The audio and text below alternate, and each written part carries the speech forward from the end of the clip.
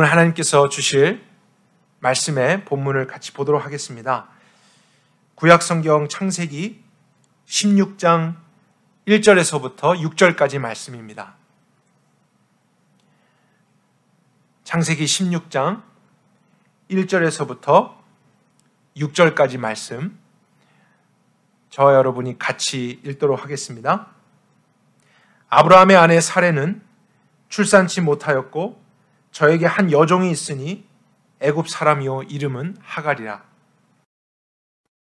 아브라함에게 말하되 보소서 여호와께서 나의 생산을 허락지 아니하셨으니 청컨대 나의 여종에게 들어가소서.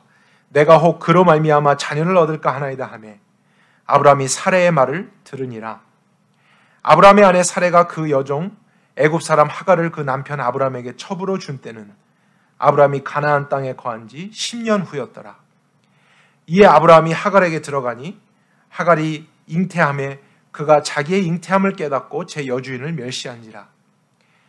사레가 아브라함에게 말하되 나의 수욕은 당신이 받아야 마땅하도다. 내가 나의 여종을 당신의 품에 두었거늘 그가 자기의 잉태함을 깨닫고 나를 멸시하니 당신과 나 사이에 여호와께서 판단하시기를 원하노라 하니 아브라함이 사레에게 이르되 보시오 그대의 여종은 그대의 수중에 있으니 그대의 눈에 좋은 대로 그에게 행하라 하매 사레가 하갈을 학대하였더니 하갈이 사레 앞에서 도망하더라.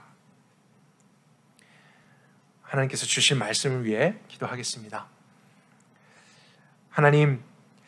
하나님께서 온 인류를 구원할 영광스럽고 거룩한 복음을 우리에게 전해주실 때 가정을 통해서, 가정 안에 있는 관계를 통해서 전해주셨다는 것을 배워가고 있습니다. 하나님이 전해주시는 것이 그렇게 귀하고 가치가 있다면 그것을 담아내는 가정도 우리가 생각하는 것 이상의 가치와 하나님의 뜻이 있다는 것을 생각하며 이 시간 더 겸손한 마음으로 주님의 말씀을 듣기를 원합니다. 우리의 가정을 이 말씀으로 새롭게 해주시고 또 영광스럽게 하사 이 마지막 시대 가운데 모든 가정의 관계와 상황들이 무너져가는 이때에 오히려 믿는 자들은 더 복음으로 가정을 온전케 하며 그 안에 이미 하나님이 허락하신 축복과 영광들을 누리게 하여 주옵소서. 그 실제를 경험하게 하여 주옵소서. 거기에서부터 하나님의 구원을 꼭 누릴 수 있게 축복해 주시옵소서. 오늘도 말씀을 통해 그렇게 행하실 하나님을 기대하며 예수 그리스도 이름으로 기도했습니다. 아멘. 복음과 가정이라는 주제의 세 번째 시간입니다. 오늘은 가정의 두 번째 특징에 대해서 말씀을 살펴보고 이제 이 시리즈를 정리하려고 합니다. 지난 2주 동안에는 첫 번째 특징인 가정은 복음의 영적인 사실을 이해할 수 있도록 돕는 하나님의 도구다라는 것을 살펴보았었죠. 그래서 가정 안에 있는 부모와 자녀의 관계, 또 형제들 간의 관계, 남편과 아내의 관계를 통해서 하나님과 우리의 관계, 예수님과의 우리의 관계, 그것이 우리에게 깨닫게 하는 영적인 사실들을 이해해 보았습니다.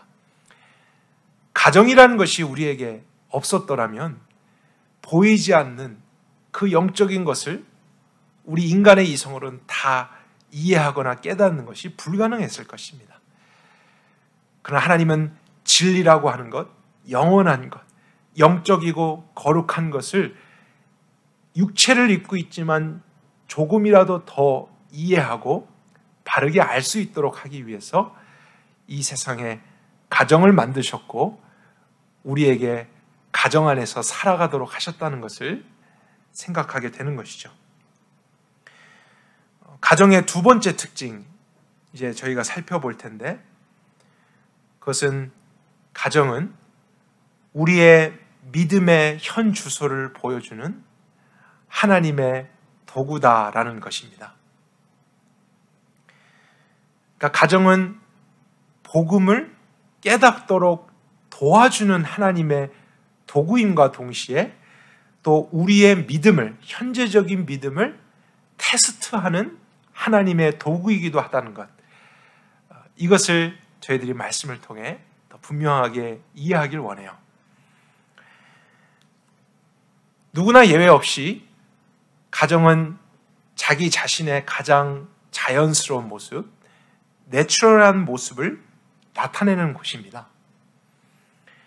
다른 사람 앞에서는 화장도 해야만 하고 또 옷차림도 중요하게 생각하는 사람이라 할지라도요, 가정에서는 속옷바람으로 자연스럽게 있을 때가 있습니다. 나라고 하는 사람이 정말 누구인지를 잘 아는 사람들, 그들은 가까운 친구나 또 심지어 교인들이 아니라 함께 살고 있는 가족들입니다. 함께 사는 가족들 앞에서는 진짜 나의 모습을 감출 수 없습니다. 그것이 드러날 수밖에 없는 것이 사실 가정이고 가정 안에 있는 그 관계예요. 그러나 하나님은 그 목적을 위해서 이 땅 가운데 가정을 만드셨다는 사실을 우리가 깨달아야만 합니다. 나라고 하는 존재가 드러나고 밝혀지는 것을 위해서 하나님이 만드셨습니다. 죄성을 가진 우리 인간들은요, 우리 자신을 감추거나 속이는 일에 너무나 능숙합니다. 그렇게 하는 것이 자연스럽습니다. 그러나 그 문제는 영적인 것에 대해서도 속이거나 감추거나 위장을 하는 것이 가능하다는 것입니다. 그것이 익숙합니다. 그래서 하나님은 정확하게, 정직하게 가정이라는 그 환경 안에, 그 관계 안에 나를 두심으로써 진짜 나를 영적으로 진단하고 볼 수 있도록 하신 거예요. 그곳에서 나의 믿음이 실제가 되는가, 그렇지 않은가, 그것을 보게 되면은 진정한 의미의 변화를 우리가 찾아갈 수 있게 되는 것입니다. 아무리 변화되었다라고 하는 사람도 가정 안에서 또 가족들과의 관계 안에서 변화가 실제가 되지 않는다면 그 변화는 외식적인 것일 수 있고 종교적인 것일 수 있습니다. 그래서 정말 내가 누군지를 알지 못하는 사람은 그런 나의 믿음을 인정해 줄지 몰라도 정말 나를 알고 있는 가장 가까운 사람들은 그렇지 못할 때가 있다는 것이죠. 그런데 그런 차이가 있을 때 진짜 나는 어디에 속한 것입니까? 나라고 하는 본질이 드러나는 것, 그 뿌리가 있는 사실 가정에서의 내가 진짜 나의 모습이고 나의 믿음일 수가 있다라는 사실입니다. 하나님이 그것을 알게 하기 위해서 가정을 만드셨다는 것을 생각해 보게 됩니다. 오늘 본문 같이 보았던 창세기 16장 말씀도 그러한 시각 안에서 살펴보도록 할까요? 아브라함과 사레가 오랜 시간이 되어도 자녀를 얻지 못하게 되자 아내 사레가 남편에게 이런 제안을 하게 됩니다. 지금 이 문제가 자신에게 있는 것이 아닌가 생각을 해서 자기의 몸종 하갈과 남편이 동침할 것을 제안하죠. 그래서 그렇게라도 자녀를 얻게 되면은 이제 그 자녀가 또한 우리의 자녀가 되지 않겠습니까? 나의 자녀가 되지 않겠습니까? 이런 생각을 했던 것입니다. 물론 상황과 환경에 그런 어려움 때문에 한 여성이, 한 아내가 이런 생각을 했을 수 있죠. 그런데 문제는 2절에 볼까요? 사레가 그렇게 말했을 때 아브라함이 사레의 말을 들으니라. 굉장히 간단한 것 같지만 아브라함의 마음의 상태, 또 믿음의 상태를 반영해 주고 있는 내용입니다. 사레가 말한 것은 부부의 관계에서 또 가정 안에서의 정상적인 행동이라고 할 수 없는 것이죠. 그래서 남편으로서는 아내가 그런 말을 했을지라도 믿음으로 하나님 앞에 가지고 나와 그분의 권위 안에서 이 문제를 분별하고 결정을 하며 가정을 이끌어가게 될 책임이 있었던 것입니다. 그것이 아브라함이 얼만큼 보이지 않는 하나님을 의지하고 또 남편이 되는 그 하나님과의 관계를 경험해 가는가, 그것을 반영해 줄 수 있기 때문이죠. 근데 아브라함은 그런 것이 없이 그냥 아내의 말을 따라서 결정하게 됩니다. 그래서 아브라함은 사라의 몸종 하갈과 동침을 하게 됐는데 참 신기하게도 곧바로 임신을 하게 됐습니다. 근데 임신을 한 후 하갈은 자신이 주인의 어떤 씨를 가졌다는 것으로 인해서 여주인을 멸시하기 시작합니다. 그러자 5절에 이제 사라가 아브라함에게 이렇게 말하죠. 나의 수욕은 당신이 받아야 마땅하도다. 내가 나의 여종을 당신의 품에 두었거늘 그가 자기 잉태함을 깨닫고 나를 멸시하니 당신과 나 사이 여호와께서 판단하시기를 바란다. 그래서 자신이 했던 것에 대해서 자기가 원하는 결과를 얻지 못하자 오히려 또 남편을 원망하고 또 여종을 원망하는 일이 생겼습니다.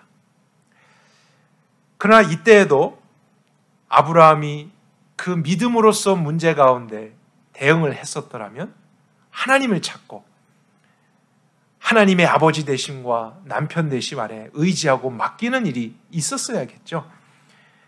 그런데 이때도 한번 볼까요? 6절에 보니까 아브라함이 그대의 여종은 그대의 수중에 있으니 그대의 눈에 좋은 대로 그에게 행하라. 이렇게 말하고 끝을 냅니다. 하나님에 대한 어떤 인식, 하나님의 간섭하심을 바라는 마음이나 믿음, 영적인 것이 결여되어 있는 아브라함의 태도를 보게 되죠.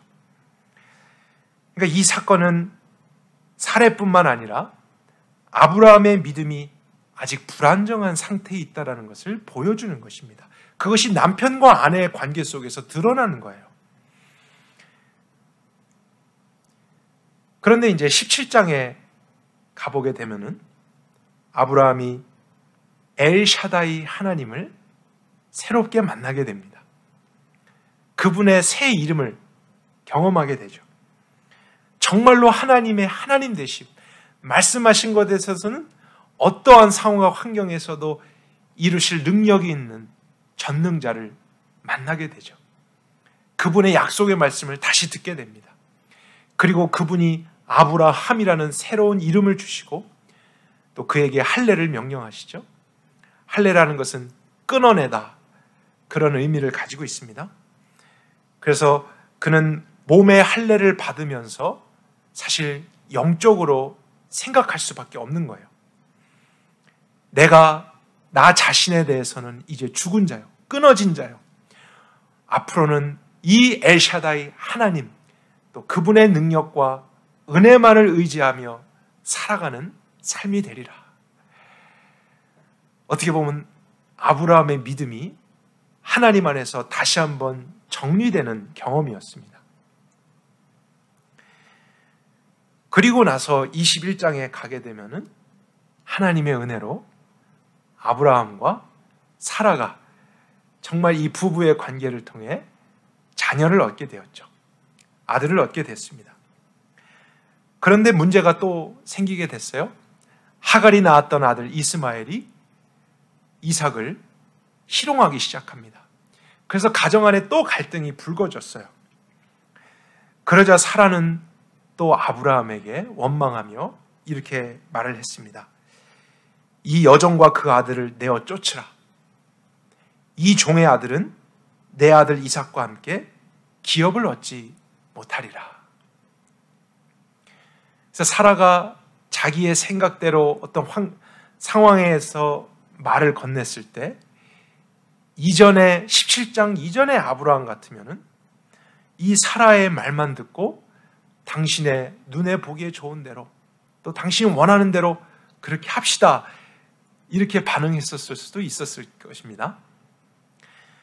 그런데 이때에는 아브라함에게 놀라운 변화가 생깁니다. 사라의 원망이 있었음에도 불구하고 아브라함이 움직이지를 않아요. 그런 말을 듣고 어떠한 대답을 하지 않습니다.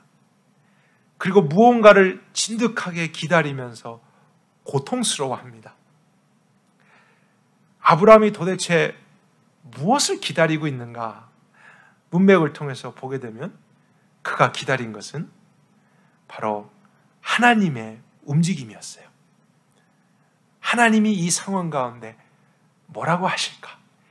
이제 그분이 엘샤다이로서 내 삶을 은혜로 인도하여 가신다는 것 내가 믿는데 이런 가정 안에서 나의 살과 피부가 부딪히는 이 실질적인 문제 앞에서도 하나님은 하나님이 되시지 않는가? 아마 이런 영적인 애통함이 있었던 것 같아요. 그래서 이전처럼 반응하지 않고 하나님을 기다렸을 때 하나님은 나타나셨죠. 그리고 그에게 말씀을 주셨습니다.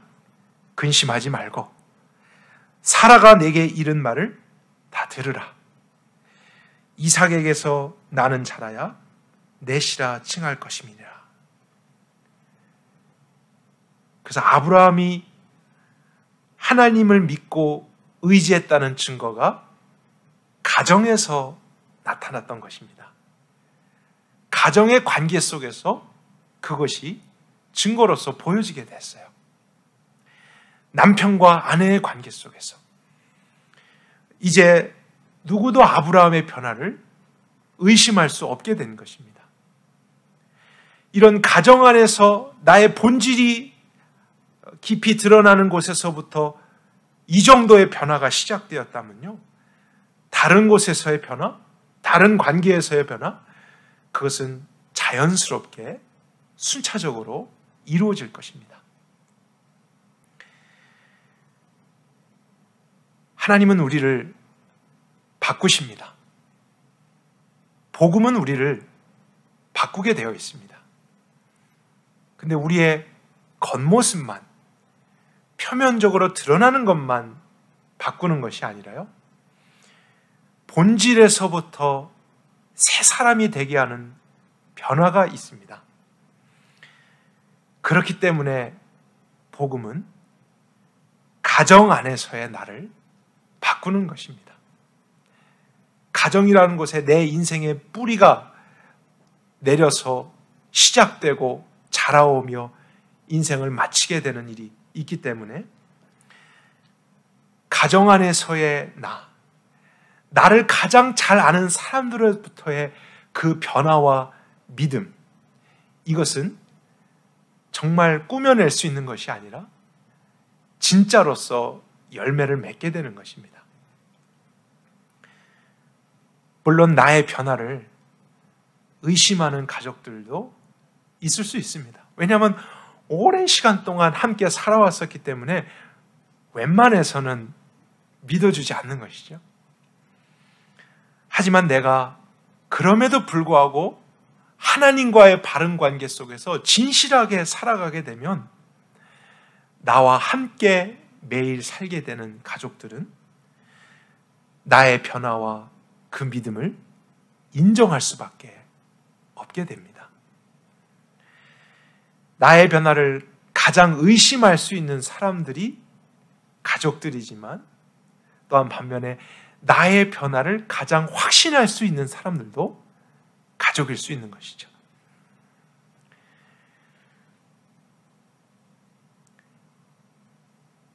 바울은 자주 만날 수 없는, 또 자기와 영적인 교제를 나누며 믿음을 나누었던 에베소 교인들을 위해서 편지를 썼습니다. 그것이 저희들이 신약 성경에 가지고 있는 에베소서입니다. 그리고 그 편지 안에서 하나님과 우리의 관계가 어떻게 바뀐 것인지, 하나님을 우리가 어떻게 아버지로 부르는 것인지 이런 내용들을 다시 한번 서술했습니다. 그 영적인 사실들을 리마인드 시키는 것이죠.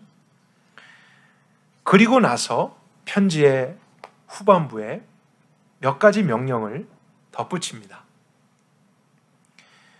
그러므로 사랑을 받는 자녀같이 너희는 하나님을 본받는 자가 되라. 여기서도 저희들이 발견해야 될 것은 먼저 구원이라고 하는 것은 하나님의 사랑을 받는 자녀가 된다라는 의미입니다. 원래는 원수였습니다. 하나님과 깨어진 관계 속에 있던 자가 예수님으로 말미암아 사랑을 받는 자녀가 되는 것. 이제 그것을 설명하고 다시 한번 전하는데 그 이후에 나오게 되는 명령은 이제 그 하나님 아버지를 본받는 자가 되라라는 명령이에요. 어떤 의미를 담고 있겠습니까? 그것은 하나님이 아버지로서 우리에게 베풀어 주신 사랑을 이제 너희들이 믿는다면 너희들이 또한 육신의 아버지로서 너희의 자녀들에게 그렇게 사랑하는 것이 마땅하다. 그래서 하나님 아버지를 본받는 자가 되라는 그의 가정 안에서의 변화를 하나님께서 요구하셨습니다. 그 다음 절에도 그리스도께서 너희를 사랑하신 것 같이 너희도 사랑 가운데서 행하라. 이런 말씀이 있는데요. 이제는 예수님과 우리의 관계를 언급하고 있어요. 그분이 우리의 남편이 되기 위해서 우리를 위해 희생하고 보호하고 모든 권위를 나타냈던 것처럼 그것을 영적인 사실로 믿고 구원의 유익을 너희들이 정말 얻었다면 너희들도 이와 같이 서로 사랑하라 라는 명령을 하는 것이 당연하다는 거예요. 하나님과의 관계의 변화는 다른 사람들과의 관계로서 흘러가야만 하는데 그 시작이 어디에서부터냐면 가정에서부터라는 사실입니다. 그래서 에베소서 5장에 보면은 이제 가정에 대한 명령이 연속적으로 나오게 되죠. 근데 그때도 먼저는 다시 한번 이 영적인 사실을 언급합니다. 범사에 우리 주 예수 그리스도의 이름으로 항상 아버지 하나님께 감사하며 하나님이 우리의 아버지 되셨음을 감사하고 기억하고 또 그리스도를 경외함으로 예수님과의 새로운 관계 속에서 그분에 대한 신앙으로 그분을 경외하는 믿음을 갖는 것. 이것이 언제나 우선됩니다. 여기에서부터 출발하는 것입니다. 그런데 어디까지 가게 되냐면 그리스도를 경외함으로 피차 복종하라. 서로의 관계 속에서 이와 같이 하라라는 명령이 추가적으로 따라오게 됩니다. 근데 서로 복종하라 하는 그 관계를 이제 가정의 관계로 연결시키게 되죠. 첫 번째가 아내들은 남편에게 순종하라 이렇게 되어 있습니다. 그리스도께서 남편으로서 교회를 사랑하고 또 교회를 보호해주고 인도하는 분이 되셨기 때문에 영적인 유익과 구원을 받게 된 건 아니겠어요? 또 계속해서 그것이 유지되는 것 아니겠습니까? 남편이라고 하는 관계가 있기 때문입니다. 그 역할이 있기 때문에 우리가 그것을 받게 되는 것이죠. 그래서 그것이 사실이라면 아내들이여 동일한 원리로 당신들의 육적인 남편들에 대해 올바른 마음과 책임을 다하는 것이 마땅합니다. 이런 내용이 하나님으로부터 흘러가는 거예요. 만약 눈에 보이는 남편의 존재와 역할을 무시하는 아내라면 그는 보이지 않는 영적인 남편인 예수님의 존재와 역할도 무시하는 삶을 살아갈 수밖에 없을 것입니다. 이것은 뗄래야 뗄 수가 없어요. 왜냐하면 똑같은 남편이라고 하는 개념이기 때문에 질서이기 때문에 권위이고 관계이기 때문에 먼저 영적으로 그 관계가 회복되었다면 육적으로도 동일한 관계 속에 변화가 일어나야만 정상인 것입니다. 두 번째, 남편들에게는 아내를 사랑할 것을 명령하셨죠. 왜냐하면 그리스도께서 아내된 교회를 위해 자기의 몸을 희생하는 사랑을 베풀었기 때문입니다. 정말 이것이 남편들이 아내를 향해 주었던 사랑입니다. 그 영적인 사실 때문에 우리가 남자라 하더라도 마치 아내의 입장에서 예수님 남편 되신 그분의 유익을 얻었던 거예요. 그것 때문에 구원이 시작됐다고요. 그 보호 때문에 오늘도 우리가 구원을 누리고 있는 것입니다. 근데 그것을 믿는다고 하는 사람이 그도 누군가에겐 남편인데요. 집에 돌아가서는 아내를 무시하고 아내를 학대하고 아내를 무관심하게 내버려 둘 수는 없는 것입니다. 영적인 남편인 예수님의 보호와 인도하심을 매일매일 기대하고 있는 사람, 그래서 그분을 의지하고 또 그분과 함께 하려고 하는 사람이 남편으로서 자신의 아내에게 무책임하고 무례하고 그런 보호와 역할을 하나도 하지 않고 있는다면 그 사람의 믿음은 사실 그 가정에서 드러나는 것입니다. 그 뿌리가 어떠한지, 그 사람의 본질이 아직까지도 어떤 상태이지가 드러나게 되는 것이죠. 그래서 하나님은 거기에서부터의 변화를 일으키시기 위해 우리와의 관계를 먼저 바르게 하시고 가정에서 그 변화를 경험하게 하시는 것입니다. 근데 이것만이 아니에요. 에베소서 6장에 보게 되면 또 다른 관계로까지 이 복음의 사실이 흘러갑니다. 자녀들과 부모의 관계가 이어지죠. 자녀들아, 너희 부모를 주 안에서 순종하라. 근데 이때 부모에게 순종을 하고 했을 때 모든 부모들이 하나님을 믿는 부모는 아닐 것입니다. 그래서 순종하지만 주 안에서 in the Lord 그런 조건이 붙어 있죠. 주님의 뜻 안에서만 순종할 것을 명령했습니다. 아무리 부모라 할지라도 그의 권위가 무섭다고 할지라도 하나님의 뜻과 반대되는 일에 있어서는 무조건적으로 순종하는 것은 믿음의 실제가 아직 그 가정 안에서 이루어지지 않는 것입니다. 하나님이 나의 참 부모가 되시고 나의 영적인 권위자라는 사실 안에 있을 때에 우리는 그러한 어려움도 지혜롭게 영적으로 해결해 갈 수 있는 것입니다. 근데 그 명령에 연이어서요, 내 아비와 어미를 공경하라는 말씀이 나옵니다. 순종하라라고 했을 때는 주 안에서 순종하라는 조건이 붙어 있었지만 부모를 공경하라라고 했을 때는 조건이 달려있지 않아요. 그러니까 나를 낳아주신 권위자로서, 보호자로서, 부모로서는 그들을 대우하고 공경하라는 것입니다. 그들이 믿는 사람이든지 믿지 않는 사람이든지 공경에 대해서는 조건이 없습니다. 부모로서 인정하는 것입니다. 그것이 바로 하나님을 아버지로서 공경하는 사람의 마땅한 자세예요. 그것을 정말 알고 믿은 사람이라면 육신의 부모에 대해서도 공경하는 것은 자연스럽게 나타나야 됩니다. 근데 그렇지 않다라면 어떠한 문제가 있을 수 있다는 것을 가정의 관계 안에서 진단해 보는 것이죠. 근데 많은 분들이 부모를 공경하라라는 그 말씀을 마치 어린아이들이 아빠 엄마 말을 잘 들어라, 공경해라 이런 정도의 명령으로 오해하는 경향이 있습니다. 근데 그 당시 배경을 생각해 볼까요?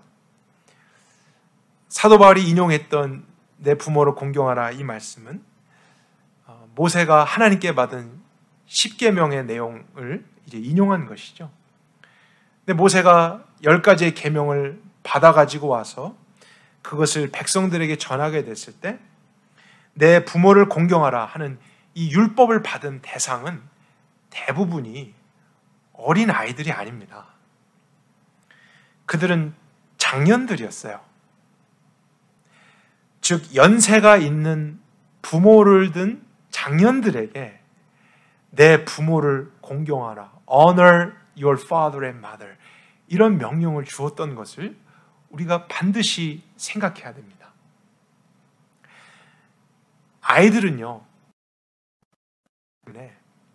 웬만하면 부모님의 권위를 인정하게 됩니다. 부모님보다 힘도 없고 또 인생도 살아보지 않아서 웬만하면 고개를 숙이고 따라오게 되죠. 그러나 나이가 들면 달라집니다. 부모님이 이제 연세가 들고 힘이 빠지고 쇠약해지실 때 나보다 그들이 부족해 보이기 시작합니다. 그리고 내가 더 돈을 많이 벌고 여러 가지 면에서 부모보다 앞서게 될 때 그러한 장년의 사람들은 부모에 대한 공경심을 잃어버립니다. 부모의 권위를 인정해 주려고 하지 않아요. 그래서 자기가 부모를 다스리려고 하고 부모의 역할을 무시하기 시작합니다. 그러나 생각해 보세요. 육적인 부모에게도 그런 태도를 행하는 사람은 영적으로도 조금만 성장하고 힘을 갖게 되면 영적인 부모, 하나님에게도 그런 태도를 가질 수 있다고요. 그래서 이제는 조금 알았다 싶어서 하나님 아버지의 권위 찾지 않고 인정하지 않고 혼자서 마음대로 결정하고 살아가려고 하는 그런 태도가 되는 것. 그것은 그 사람의 육적인 부모와의 관계에서도 나타날 수 있는 것입니다. 그래서 부모만이 아닌 나의 신앙을 위해서도 자녀들아 너희 부모를 주 안에서 순종하라, 부모를 공경하라 하는 이 말씀은 우리가 지켜야 하는 것입니다. 그리고 부모들에게 주는 명령도 있습니다. 또 아비들아 너희 자녀를 노엽게 하지 말고 오직 주의 교양과 훈계로 양육하라. 이것을 명령으로 주셨어요. 하나님과 우리와의 그 바른 관계와 변화를 통해서 가장 먼저 우리가 경험해야 될 관계의 변화, 가정 안에서의 변화이고 또 우리가 부모로서 자녀들에게 나타나야 될 삶에도 이런 변화가 필요합니다. 노엽게 하지 말라라는 단어는 영어로 보면 provoke라고 되어 있어요. 그것은 짜증나게 하다, 분노하게 하다, 화나게 만들다, 이런 의미를 담고 있습니다. 근데 여러분 생각해 보세요. 하나님 아버지가 자녀된 우리를 짜증나게 하신 적이 있습니까? 우리를 분노하게 하신 적이 있습니까? 그렇지 않습니다. 하나님이 오히려 오래 참으시고 은혜로 지혜롭게 우리를 이끌어 오셨기 때문에 그분은 우리를 인해서 화가 날 일이 많이 있으셨어도 우리를 분노하게 하시지 않아 우리를 바르게 성장시켜 주셨습니다. 또 오늘도 그런 역할을 아버지로서 하고 계시죠. 그러면 그런 유익을 받고 있는다고 하는 우리, 그것 때문에 오늘을 안전하게 자녀로서 살아가고 있다는 것을 믿는다고 하는 우리는 우리도 누군가의 부모로서, 누군가의 아비와 어미로서 그 자녀들에게 분노하게 해서는 안 된다는 사실이에요. 그들을 화나게 하는 일들을 하면은 안 되는 것입니다. 그 변화를 위해서 하나님이 먼저 우리에게 그런 은혜를 주셨다는 것을 잊어서는 안 됩니다. 오늘날 많은 기독교 가정에서 자녀들이 부모에게 화가 나 있다는 것을 아십니까? 자녀들이 사춘기이고 늘 문제들을 일으키기 때문에 그런 일이 있다고는 생각하지 않습니다. 우리 모두에게 또 다른 문제가 있을 수 있는 것이죠. 부모된 우리가 하나님 아버지께서 우리를 대하듯이 자녀들을 대하지 않고, 우리는 그런 사랑, 그런 보호를 받아놓고 우리는 자녀들에게 우리 마음대로, 우리 육신대로, 우리의 기질대로 대하게 되면은 자녀들은 갈등을 경험하고 노엽게 될 때가 있습니다.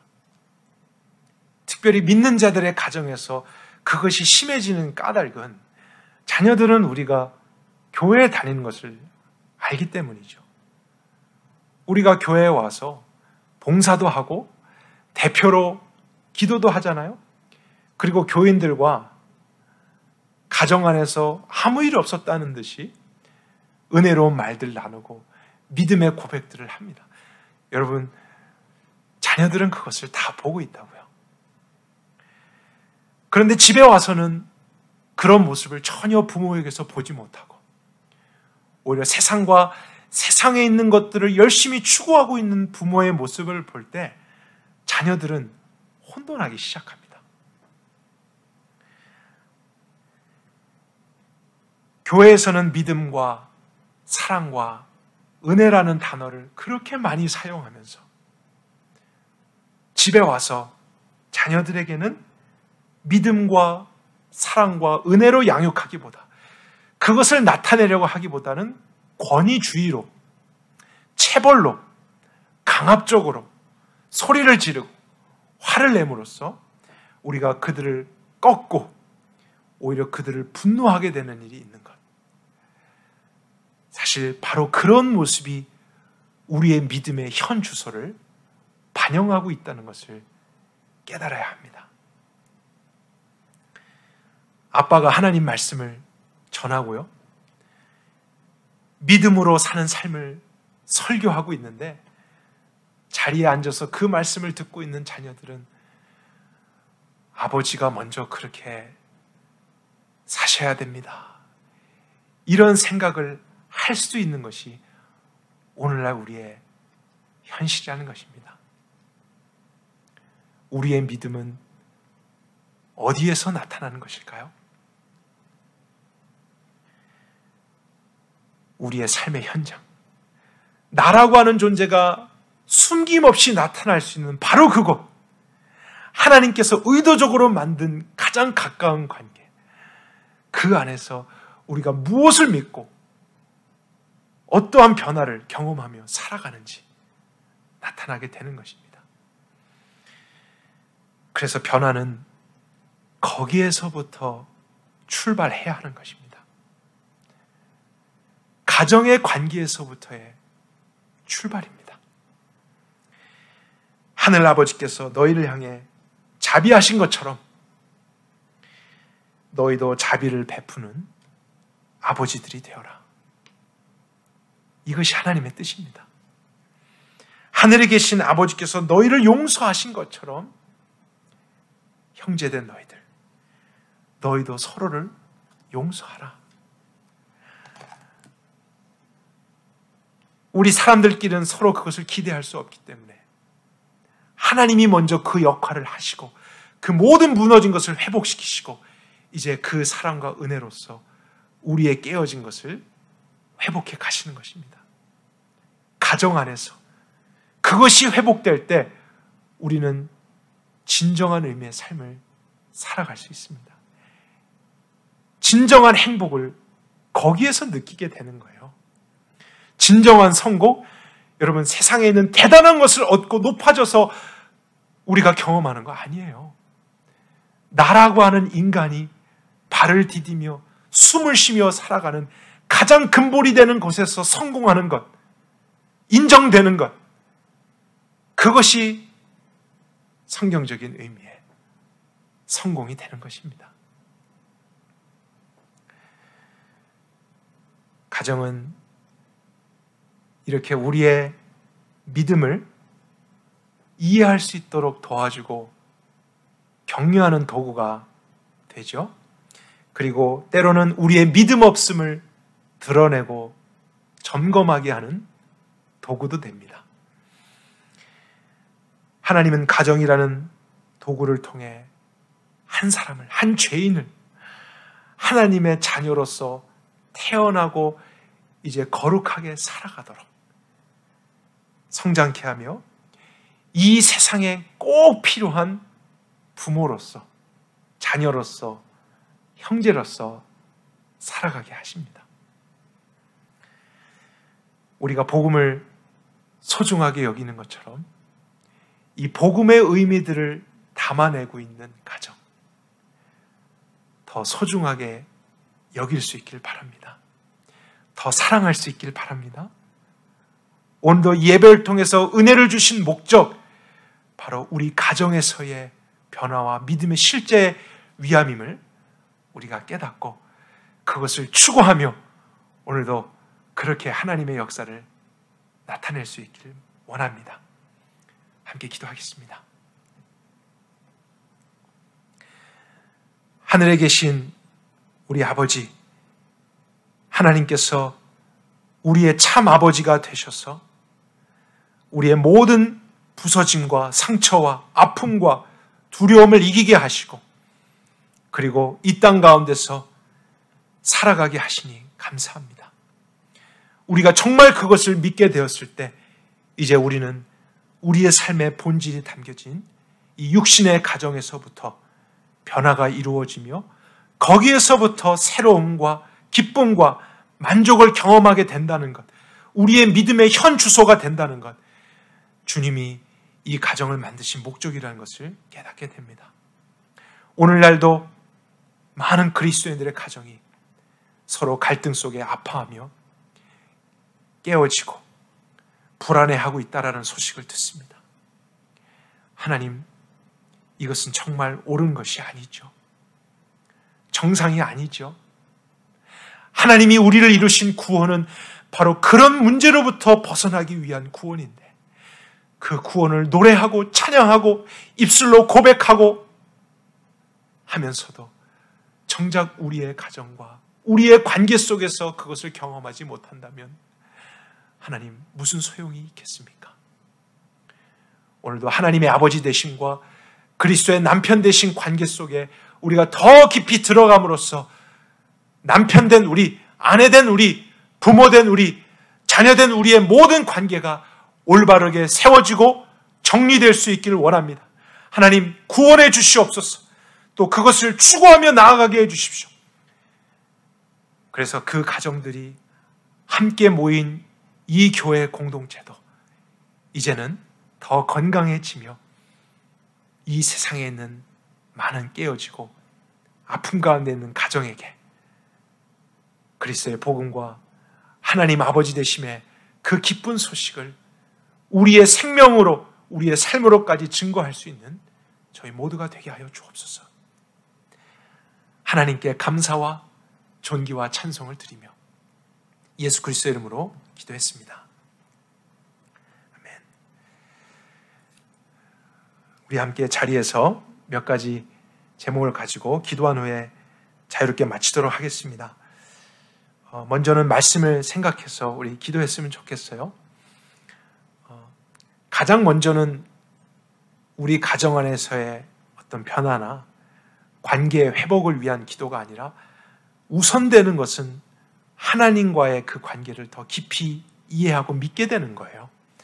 하나님의 아버지 되심, 남편 되심, 여기에서부터 출발하지 않으면 우리는 진정한 변화를 가정에서 누릴 수 없습니다. 실현할 수 없을 거예요.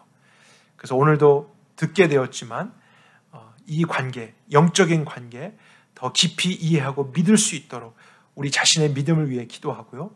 또 이제 거기에서부터 출발해서 정말 우리 가정 안에 있는 어떠한 긴장, 어떠한 어둠, 어떠한 깨어짐이라도 우리가 당연한 것으로 여기지 않고 반드시 복음 안에서 해결되어지고 거기에서부터 우리의 믿음의 역사들이 나타날 수 있도록 우리가 가정을 위해서 기도하십시다.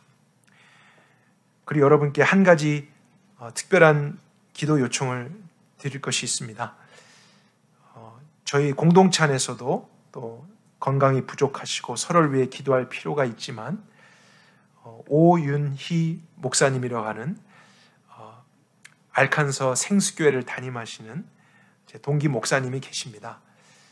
그런데 둘째 아들 우리 규선이가 이제 5학년인데요.